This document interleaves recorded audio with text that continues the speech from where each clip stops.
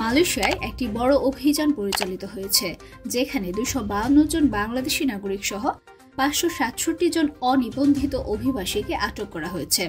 30 December শনিবার কুয়ালালামপুরে মালয়েশিয়ার immigration বিভাগের পক্ষ থেকে এই তথ্য জানানো হয়। কুয়ালালামপুরের ইমিগ্রেশন বিভাগের পরিচালক শামসুল বাদরিন মহসিন এক বিবৃতিতে জানান, বিদেশি নাগরিকদের গতিবিধি পর্যবেক্ষণ করতে 1 সপ্তাহ ধরে গোয়েন্দা তথ্য সংগ্রহ করা হয়েছিল। এর ভিত্তিতে 85 জন কর্মকর্তার একটি দল কুয়ালালামপুরের একটি 14 তলা ভবনে অভিযান চালায়, যেখানে 125টি বাসায় 3 ঘন্টা ধরে কাগজপত্র যাচাই করা হয়। এই অভিযানে 1000-এরও বেশি দেশি বিদেশি নাগরিকের কাগজপত্র পরীক্ষা করা হয়। এর মধ্যে 567 জনকে আটক করা হয়েছে, যারা বৈধ কাগজপত্র দেখাতে ব্যর্থ হন।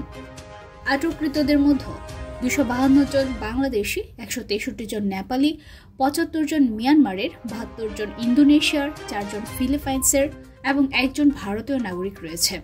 অনেকেই মালয়েশিয়ায় ভিজিট পাসের মাধ্যমে প্রবেশ করে এবং সেখানে কাজ করছিলেন, কিন্তু তাদের কাগজপত্র বৈধ ছিল না।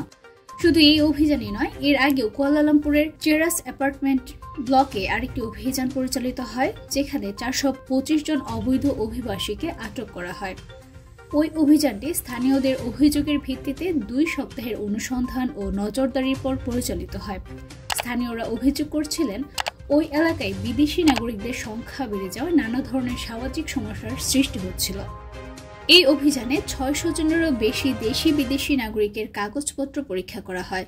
ইমিগ্রেশন বিভাগের পরিচালক আরও জানিয়েছেন, এসব অভিবাসী বেশিরভাগই মালয়েশিয়ার নির্মাণ ও ক্লিনিং সেক্টর সহ নানা খাতে কর্মরত ছিলেন। অভিযানের সময় কিছু বিদেশি নাগরিক উগ্র আচরণ করেছেন। তাদের বিরুদ্ধে মালয়েশিয়ার ইমিগ্রেশন অ্যাক্ট 1959/63, পাসপোর্ট অ্যাক্ট 1966 এবং ইমিগ্রেশন রেগুলেশনস 1963 এর অধীনে আরও অধিকতর তদন্ত চালানো হবে। এখন আটককৃতদের বুকিতে জলিল ইমিগ্রেশন ডিটেনশন ডিপোতে নিয়ে যাওয়া হয়েছে, যেখানে তাদের বিরুদ্ধে মামলা প্রক্রিয়া শুরু হবে।